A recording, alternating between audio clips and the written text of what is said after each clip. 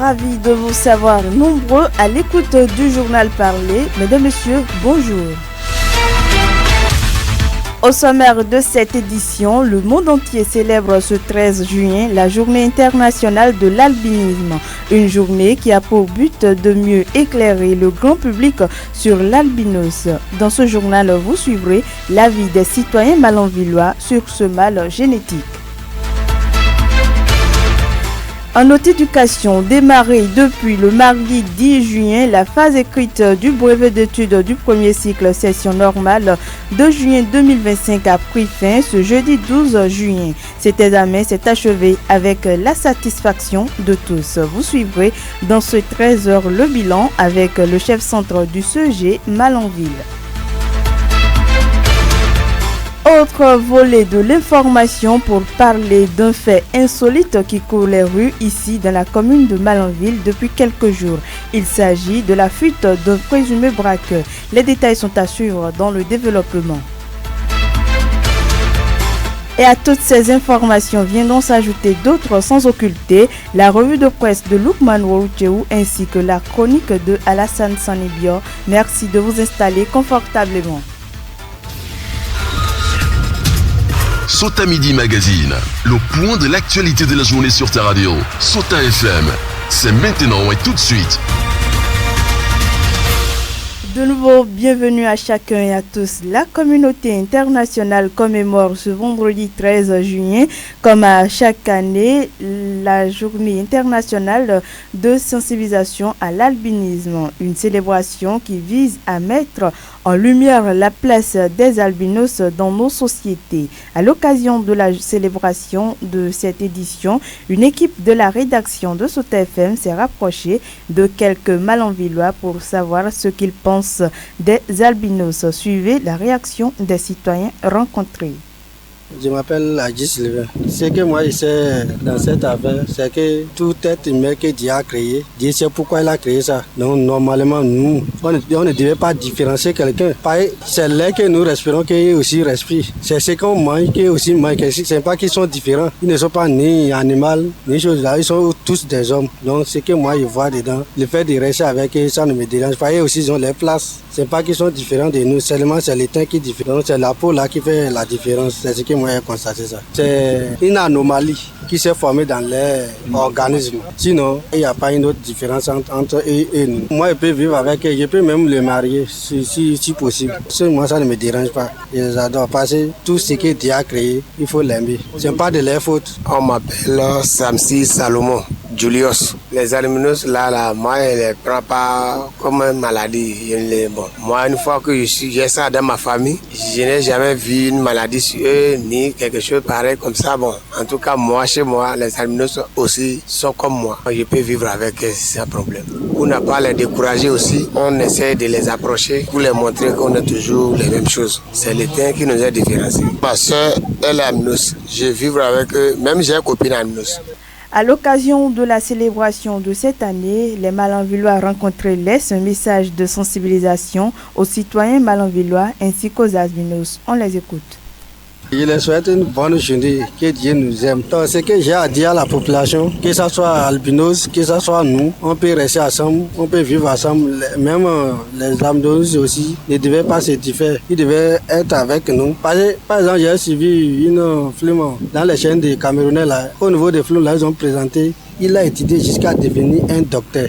Donc, il peut nous soigner, il peut faire tout ce qu'on peut faire. Ce que moi j'ai à dire à la population et mes soeurs, mes frères albinos là, il ne faut pas toutefois se penser fini, qu'ils ne sont pas comme nous. Nous sommes tous les mêmes choses. Nous sommes ensemble. Donc, il ne faut pas qu'ils vont se mettre aussi à l'écart. Juste que ceux-là ne veulent pas rester avec nous. Moi, je peux vivre avec eux. Je vis avec eux pour toujours. Et si j'ai des amis aussi, albinos là, je ne vais jamais chercher à les décourager. Je vais chercher à les approcher envers moi. Et qu'eux-mêmes savent qu'ils ne sont pas différents. On est la même chose.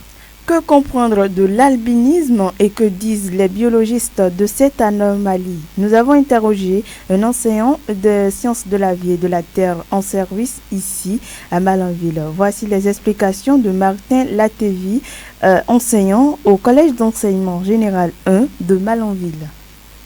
L'albinisme, c'est une maladie génétique qui se manifeste par l'absence de la pigmentation de la peau, des yeux et des cheveux. C'est-à-dire, ces personnes n'ont pas la couleur idéale qui est la couleur noire ici en Afrique de leur peau, de leurs cheveux et de leurs yeux. Cette maladie est due en réalité à une déformation au niveau du matériel génétique que nous appelons une mutation au niveau du gène responsable de la synthèse de la mélanine, c'est-à-dire la substance qui permet la coloration de la peau. Mais cependant, lorsque ça a lieu chez un parent, cela peut être transmis de génération aux descendants. Et lorsque cette maladie se retrouve à l'état caché, dans ce que nous appelons à l'état récessif chez beaucoup de personnes. Et donc, lorsque deux personnes hétérozygotes, c'est-à-dire qui ont la maladie à l'état caché, se marient, alors cette maladie peut s'exprimer, c'est-à-dire on peut retrouver parmi leurs enfants, leurs descendants, des individus albinos. Malheureusement, dans nos sociétés, ces personnes albinos sont souvent mal vues et sont stigmatisées.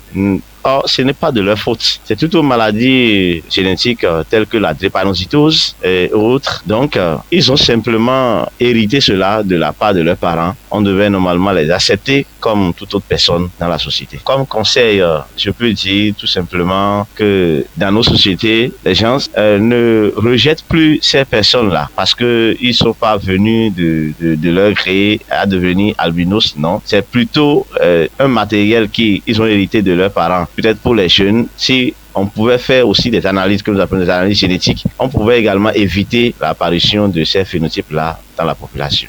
D'une information à une autre, je l'avais annoncé en titre, un fait insolite secoue la commune de Malanville depuis quelques jours.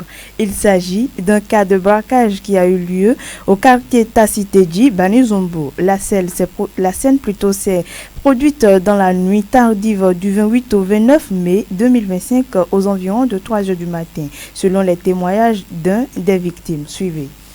So matakan ateda zama ayo girba ganai gofa kan ika inaigar ito yante ayo danga desert bisa 3 gofuro no ika aini bitigo dabu ay go bitigo mega gakani no ito yante ika adena yo. Moi j'étais en train de dormir la nuit quand j'ai aperçu ces bandits parce que je dormais au dehors.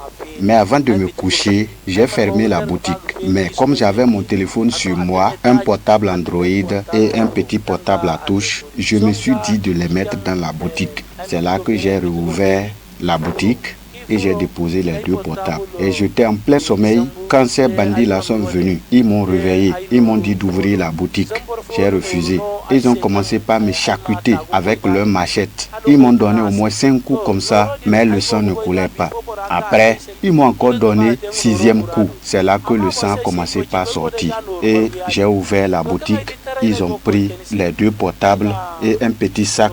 Là où je mets mon argent, ils ont emporté le sac. Ça peut atteindre au moins 115 000 comme ça. Et il y a aussi beaucoup de pièces dedans que je n'ai pas compté. Là, je ne sais pas c'est combien. Quelqu'un était là à côté. Ils ont appelé aussi quelqu'un pour lui dire d'appeler le commissaire parce que j'étais là. Les voleurs sont en train de me charcuter, sinon ils vont me tuer. Et avant que le commissaire n'arrive, ils sont partis. Mais avant qu'ils ne partent là, ils étaient en train de discuter sur les choses qu'ils ont déjà volées chez moi. Parce qu'ils ont un petit là qui était là avec eux. Le chef là le disait de prendre le petit portable, lui va prendre le grand portable. Et c'est là que le petit a refusé. Et le petit a commencé par menacer ces patrons-là d'aller les dénoncer chez le commissaire. Maintenant, c'est là qu'il a commencé par lui dire s'il veut, il peut même aller dire ça à Kandi. Malgré les efforts des forces de sécurité pour combattre ces faits sociaux, ces hors-la-loi continuent par opérer au sein de la population. Écoutez une fois encore les témoignages de ces victimes. Mais avant qu'ils ne partent, j'ai vu qu'ils avaient d'autres portables en main. Donc c'est là que j'ai appris qu'ils ont déjà été quelque part où ils ont pointé une arme à quelqu'un pour lui dire de leur donner tout ce qu'ils ont. Et c'est comme ça qu'ils ont emporté tout ce qu'ils ont dans le quartier avant de venir même chez moi. Après leur départ, on s'est mis à appeler le numéro du téléphone qu'ils ont volé. Et c'est là que le petit a décroché. Et nous lui avons demandé où est le propriétaire du téléphone. C'est là que le petit disait que c'est un téléphone qu'ils ont volé dans une boutique là. Actuellement, c'est dans leur main. Et on était en train de lui poser plusieurs questions. Et il nous répondait correctement comme si rien n'était. Et c'est là qu'il nous disait que lorsqu'ils sont rentrés là, ils ne se sont pas entendus sur la distribution des objets volés. Et c'est là que lui, il a pris la décision de dénoncer la situation. Parce que le chef des bandits l'a trahi. Qu'ils ont volé 4 téléphones. Mais dans les 4 téléphones là, lui, il a préféré lui donner un petit portable à touche. Dans la poursuite des démarches, ce présumé braqueur a été arrêté, mais malheureusement, il a encore pris la fuite. Suivez les témoignages du victime. Et le petit nous a indiqué là où leur patron se cachait. Il a ajouté encore que c'est un vendeur de la drogue. Au marché, là où on vend les oignons là, c'est là il reste pour faire son petit commerce. Et on a tout fait pour que le petit puisse nous dire là où il est. Il a refusé. Maintenant, s'ils ont retrouvé le patron, que lui il a besoin du téléphone là, qui va enlever la SIM, leur donner leur SIM et garder le téléphone. Et avant même d'aller là-bas, on a été au commissariat. Ils nous ont négligés, ils ne nous ont même pas écoutés. Mais le commissaire même, nous ne l'avons pas vu. C'est les policiers qui étaient là, eux aussi ne nous ont même pas captés. On voyait que la nuit tombait. C'est en ce moment qu'ils ont fait un petit papier et ils ont donné à Fadel comme déclaration. Mais avant que nous partions chez le voleur, on est allé au commissariat pour leur expliquer que si eux, ils ne veulent pas aller, qu'ils ont pris la décision d'aller affronter le voleur. Et c'est comme ça que le commissariat a informé, on est allé voir le voleur. Et c'est là qu'on a fait doucement jusqu'à on l'a arrêté. Nous l'avons attaché et l'a mené ensuite au commissariat. Et avant même d'aller au commissariat, le voleur était en train de négocier avec nous. Il nous disait de ne pas amener l'affaire au commissariat, d'aller voir le délégué là, ils vont régler ça à l'amiable. Et ils ont refusé carrément, ils ont dit comme l'affaire est déjà allée au commissariat là, qu'ils doivent forcément passer par le commissariat pour qu'on puisse régler la situation avec la police. Lorsqu'on l'a amené au commissariat, on l'a enlevé toutes les cordes et il s'est allongé par terre, faisant semblant comme s'il dormait. En ce moment, la police était en train de crier sur nous. Pourquoi on a joué le rôle de la police? Ils ont commencé par nous menacer, crier sur nous. Et c'est là qu'ils nous ont arrêtés. Ils ont dit que c'est nous qui vont enfermer. Ils ont laissé le voleur au dehors. Et nous, 7, ils nous ont mis en cellule. C'est là que le voleur était en train de se coucher par terre. Il a regardé à gauche et à droite. Il a vu que quelqu'un ne lui regardait pas et il a pris la fuite. Et c'est au moment où le voleur a commencé par fuir qu'ils ont ouvert la cellule. On a commencé par poursuivre le voleur. Rappelons que le présumé braqueur est toujours en cavale, laissant les victimes désespérées. Affaire à suivre. Notre éducation à présent fin de la session normale du brevet de titre du premier cycle BEPC 2025, démarré le mardi 10 juillet sur toute l'étendue du territoire national. La phase écrite de cet examen a pris fin hier jeudi 12 juillet 2025 sur une note de satisfaction chez les différents acteurs impliqués. Le chef du centre du CEG Malanville fait le bilan des 3 jours de composition. Chabi Bogotoru, qu'on écoute. Pendant les 3 jours, le mardi, mercredi, jeudi, tout s'est bien passé au centre de CG Malanville. Nous avons commencé le mardi par la communication écrite, suivie de lecture dans la matinée. Aujourd'hui, on a fini à 12h30 parce que vous savez désormais avec la nouvelle formule du BPC, tous les candidats composent en PCT et en langue vivante 2, à savoir l'allemand ou l'espagnol. Ce qui a fait que, au lieu de finir à 10h comme par le passé, nous avons fini à 12h30. Par la mathématique, globalement, tout s'est bien passé, sans aucun cas de maladie signalé en dehors du premier jour. Ce candidat qui souffre de panarie, tous ceux qui ont commencé ont fini, pas d'abandon, pas d'exclusion, sans aucune perturbation. Nous sommes en période de pluie. Pendant les 3 jours, nous n'avons pas du tout été inquiétés. Les apprenants, les candidats, les surveillants, tous, personne n'a été perturbé par les intempéries. Et il faut aussi dire que nous remercions le Tout-Puissant pour cette session passée au CG de Malanville. Selon lui, aucun incident n'est à signaler. Les regards sont désormais tournés vers la correction des copies. C'est ce qu'il confirme. Chabi Bogotoru, chef centre du CEG Malanville. Bon, la suite du programme, nous venons de finir. Notre mission, c'est d'aller retourner les copies, la production des apprenants, des candidats à la direction et la suite, ce sont les autorités qui savent ce qui va se passer. C'est la correction qui va suivre, mais je ne saurais vous dire quand. Mesdames, Messieurs, nous prenons une courte pause avant de poursuivre cette édition. Sota Info Midi, le point de l'actualité sur ta radio. Nous sommes en haute santé. À présent, c'est un besoin physiologique pour être humain, quel que soit son âge. Il s'agit du sommeil qui est l'état opposé à l'éveil et se caractérise par une perte de conscience temporaire du monde extérieur. Quels sont donc les bienfaits du sommeil, surtout chez les tout-petits? Dr Orokuku Orukoni, médecin coordonnateur de la zone sanitaire Malanville-Karibama, répond.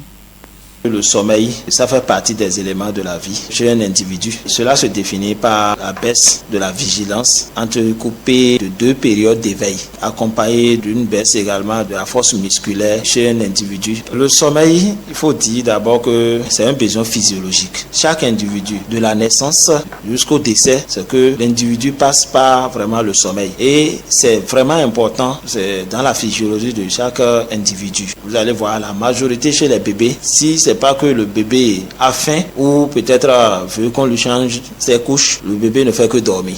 Parce que le sommeil est vraiment indispensable pour les bébés. C'est au cours du sommeil chez les bébés que souvent l'hormone de croissance se fabrique. Vous allez remarquer avec votre expérience de la vie quotidienne, un bébé qui ne dort pas, surtout qui pleure chaque fois la nuit, c'est des bébés qui ne prennent pas du poids, qui ne grandissent pas. Donc c'est dans le sommeil qu'il y a l'hormone de croissance chez le bébé. C'est pourquoi le bébé a besoin vraiment du sommeil. Chez un adulte, normalement 6 à 7 heures, voire 8 heures de sommeil par jour, c'est nécessaire. Également, chez le vieillard, déjà à 5 heures, nos grands-mères, nos grands-pères, vous allez voir, c'est des gens qui dorment un peu tôt. Déjà 5 heures de sommeil chez eux, c'est largement suffisant. Plus vraiment l'âge augmente, plus la durée du sommeil diminue, plus le besoin diminue. C'est vraiment indispensable chez un être humain de vraiment dormir. Selon le spécialiste de la santé, il existe plusieurs types de sommeil, mais chez les adultes, il faut au moins 7 heures de temps de sommeil par jour pour une bonne santé et si possible de le faire plutôt dans le calme. Orokuku Orukoni, qu'on écoute.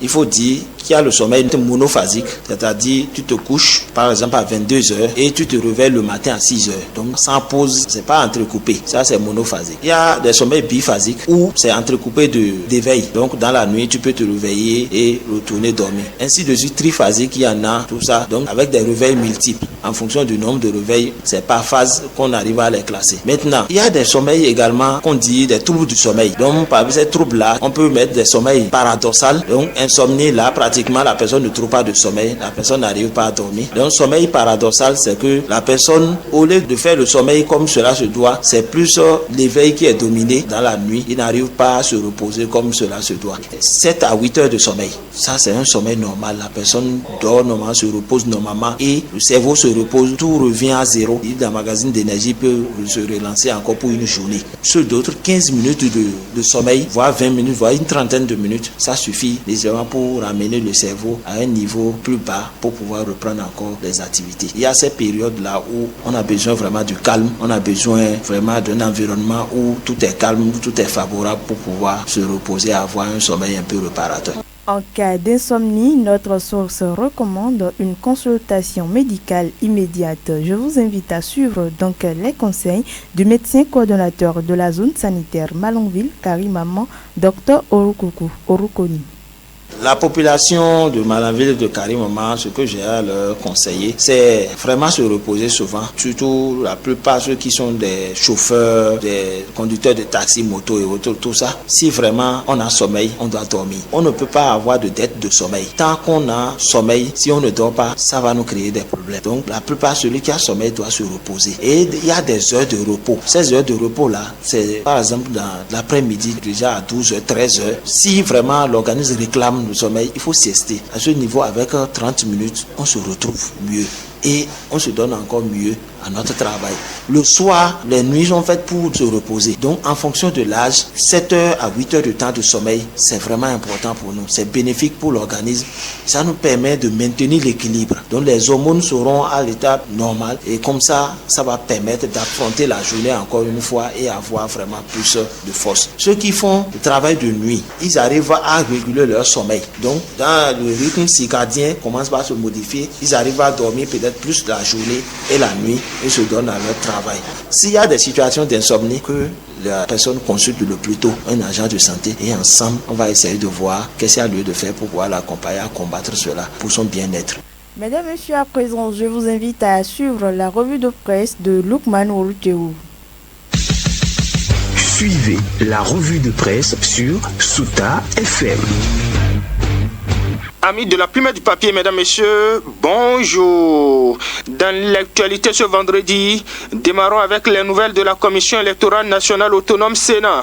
Les journaux renseignent qu'à quelques mois des premières élections générales de l'histoire du Bénin, prévues pour 2026, la Commission électorale nationale autonome Sénat a lancé une plateforme d'apprentissage en ligne dédiée à l'éducation électorale des citoyens, accessible à tous via le lien ulerin.senat.bj. Quotidien La Boussole décrit que c'est une plateforme d'éducation électorale lancée hier jeudi 12 juin 2025.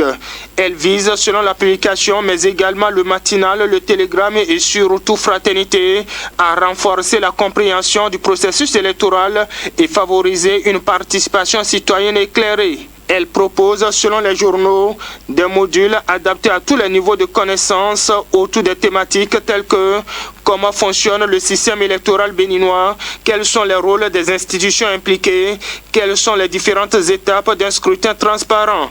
Alors, élection générale de 2026, une plateforme dédiée à l'éducation des citoyens est désormais disponible. Titre en manchette Nord-Sud quotidien. Le Soleil Bénin Info n'en dira pas le contraire lorsqu'il conclut en une que la Sénat forme les électeurs pour la transparence du processus. Pendant ce temps, dans la suite, le télégramme nous conduit dans les locaux de la Criette. Là-bas, informe le journal, après son audition, Julien Kandé-Kansou est déposé en prison. Oui, confirme le Soleil Bénin Info, l'activiste Julien Kandé-Kansou est déposé en prison.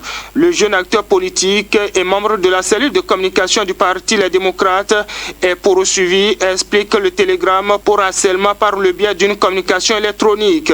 Et à l'issue de son audition hier jeudi, le procureur de la Criette a décerné un mandat de dépôt contre Julien Kandé-Kansou et son procès est prévu pour le 1er juillet 2025 devant la Criette, précise le Canard. Et toujours à la cour de répression des infractions économiques et de terrorisme, Criette, La Boussole, le Télégramme et le Soleil Bénin Info rapportent que pour vol de 3 km de câbles électriques de la Société béninoise d'énergie électrique SBE, dans la commune d'Adiara, 2 voleurs sont condamnés à 7 ans de prison ferme et 436 millions de francs CFA d'amende. Devant la Criette, ils ont été reconnus coupables d'un vol organisé de plus de 3 km de câbles électriques dans la commune d'Adiara, précise La Boussole qui fait savoir qu'en plus de 7 ans de prison ferme, ils devront s'acquitter de lourdes peines pour un préjudice évalué à plus de 400 millions de francs CFA. C'est hier que la chambre correctionnelle de la Criette a rendu son verdict et le télégramme y voit une sanction judiciaire assez sévère pour les 2 voleurs de câbles. En réaction, le Soleil Bénin Info pense que c'est une sanction exemplaire pour les auteurs de vols de 3 km de câbles électriques. Sans commentaire d'une affaire à une autre, toujours avec le même journal, c'est-à-dire le Soleil Bénin Info, le quotidien rapporte qu'un individu a été interpellé avec 4 crânes au cimetière PK14. Le meilleur se fait plus précis en indiquant qu'il est arrêté pour profanation de tombes et trafic d'ossements humains. Dans les détails, le télégramme révèle qu'au cimetière PK14 de Godomain, à Abomey-Calavi, la police a mis la main sur un profanateur de tombes qui était dans ses œuvres mercredi dernier. 4 crânes humains et des ossements ont été retrouvés sur lui, fait savoir le quotidien qui commente qu'il ne voulait pas laisser les morts reposer en paix, mais lui-même verra sa paix troublée. Et dans les dernières secondes, avec le quotidien La Boussole, le journal évoque l'insuffisance d'investissement public dans la cité de Kobourou et pense que Parakou est victime de son mauvais choix politique. Parakou, jadis locomotive du Septentrion, s'enlise dans une marginalisation politique aux conséquences dramatiques, déplore le journal pour lequel la cité de Kobourou, victime d'un positionnement partisan hasardeux, voit son développement piétiné pendant que Kandi, Djougou, Tukuntuna ou encore Kobli, fidèle à la mouvance présidentielle, récolte les fruits d'une stratégie d'alignement lucide. Et si les faits donnent raison à Rachidi Gbadamassi, qui n'a cessé d'inviter à rejoindre le propriétaire de la farine pour avoir la pâte, cogite La Boussole.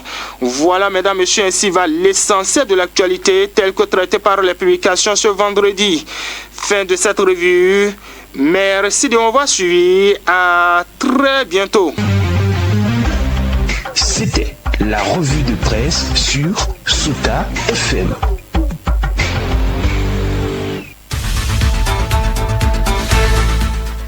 Ainsi s'achève cette édition du journal parlé. Merci à chacun et à tous pour l'attention. Dorcas Orisha, je suis à la présentation et j'ai bénéficié de l'appui technique de Aboubakar Doko à l'édition. Zulkifilou Lona, suivez tout juste après moi la chronique de Alassane Sanibio. Bon après-midi chez vous.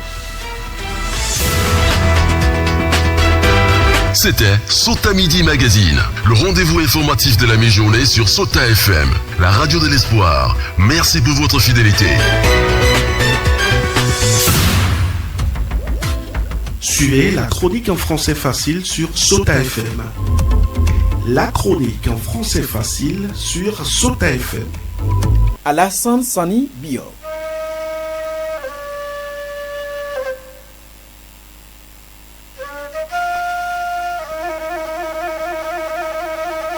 Le dialogue, l'épineuse équation à résoudre pour le bien des couples. C'est le seul qui manque souvent à la sauce familiale. C'est pourquoi le mets n'est pas tout le temps succulent. Dans tous les couples au monde, il y a toujours de mésententes qui surviennent. C'est la plus normale des choses. C'est cela même qui donne du sens à la vie. Les incompréhensions, c'est partout et à tous les niveaux. Mais quand ces incompréhensions deviennent le lot quotidien des couples, c'est un problème. Il y a toujours des couples dont les disputes occupent 80% de leur vie. Parce qu'il y a toujours un brin de rancune en chacun des membres, ce qui entretient une tension en stand-by. La moindre maladresse provoque des disputes, voire des bagarres sérieuses. C'est parce qu'ils n'ont pas pu désamorcer la bombe latente. Tu es le père de famille et tu es en difficulté financière. Tu n'as pas la possibilité de la période de donner de la popote à la hauteur de tes habitudes. Le premier geste à faire, c'est d'engager une conversation avec son épouse en lui expliquant la situation que tu traverses.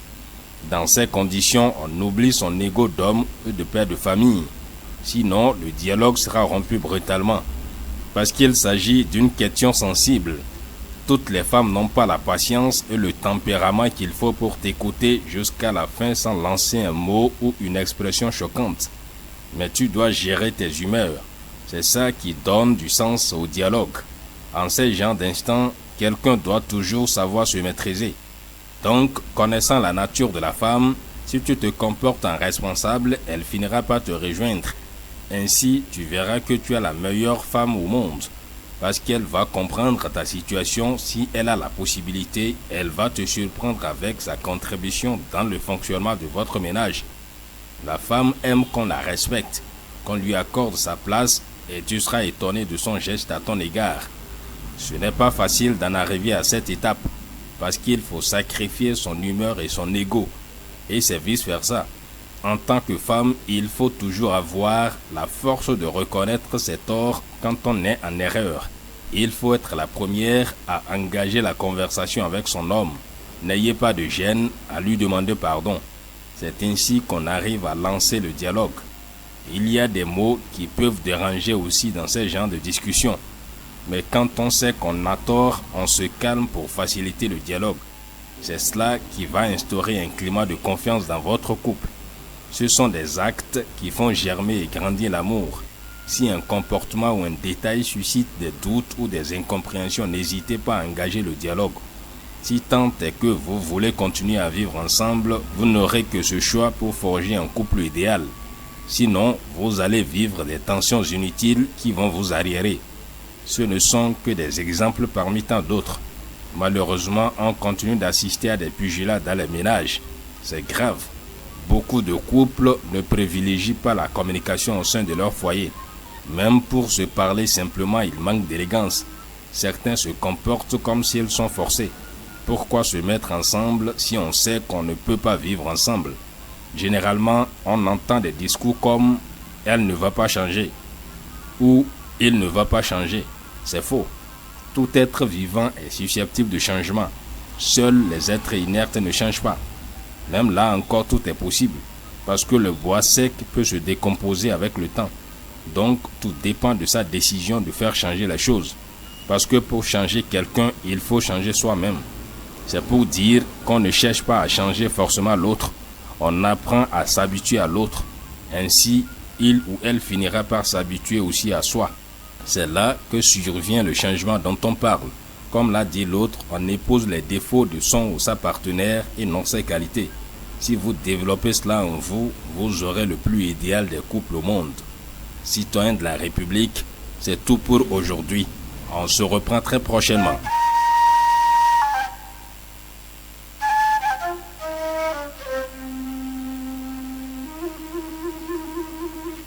C'était la chronique en français facile sur Sota FM. Dans la Liborie, la différence a un nom.